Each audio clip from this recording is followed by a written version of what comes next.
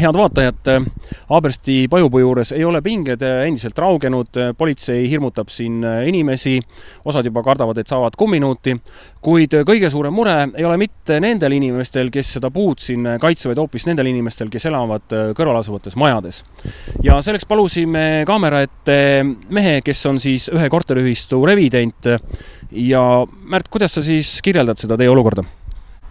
No, elanikud on äärmiselt mures selle toimuva pärast. Juba on elamualal suurenenud müratase 80–100 detsibellini olukorras, kus seaduse kohaselt on see 60 detsibelli maksimaalselt lubatud. Oleme siin küsinud ka teisi korteriühistuste inimesi, on välja tulnud, et ega ju maja elanikega ei ole ju ka linnavalitsus eelnevat ühendust võtnud ja teiega konsulteerinud, et kuidas seda asja ajada nii, et teie huvid ei saaks ja eluruum kahjustatud? Jah, kahjuks ei ole keegi konsulteerinud.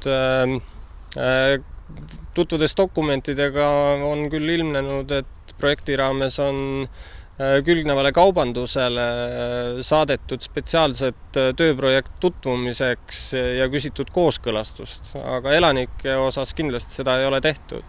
Meie korteriühistu ei ole sellist kooskõlastuspalvet saanud ega ka andnud. Ja tutvudes nüüd nende erinevate paberitega on sealt välja tulnud ka uusi ja päris huvitavaid asjaolusid, millest üks seondub ka selle sama puuga, mis on meie selja taga. Jah, aktivistidele vormiliselt heidetakse ette avaliku korra rikkumist, kuid kui vormiliselt asjadele läheneda, siis antud juhul on hoopis ehitaja tegevus õigusvastane. Seoses sellega, et näiteks siin on raieluba, mille kohaselt on lubatud raiuda kõige suurem 105 sentimeetrise rinnasdiameetriga remmelgas, aga antud puu on hoopis 30% suurema läbimõõdu, umbes üle 135 sentimeetrised. Ole hea näita vaatajatele ka seda paberit, panema rinna peal korraks, et meil ei ole siin tegemist mingisuguse petukaubaga, et see ongi see raieluba, mis siis on väljastatud ja mille alusel seda puud tahetakse maha raiuda. Ja mida sina revidendina siis ütled selle paberi kohta? Raieluba ei kata selle puu raiet.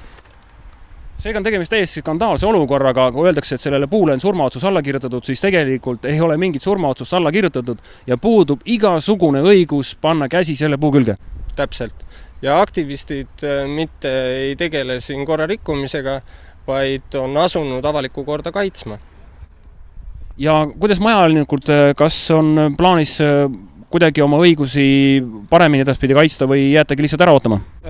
No me oleme juba linnavalitsusega asunud ka lähemalt vestlustes, kui sealt ainult oleks teiselt poolt ka tahet dialoogi astuda, et no loodame, et linnavalitsus võtab mõistuse pähe ja liigutab ikkagi selle magistraaltänava kaugemale elamu rajoonist, mitte ei too seda 20–30 meetrit lähemale.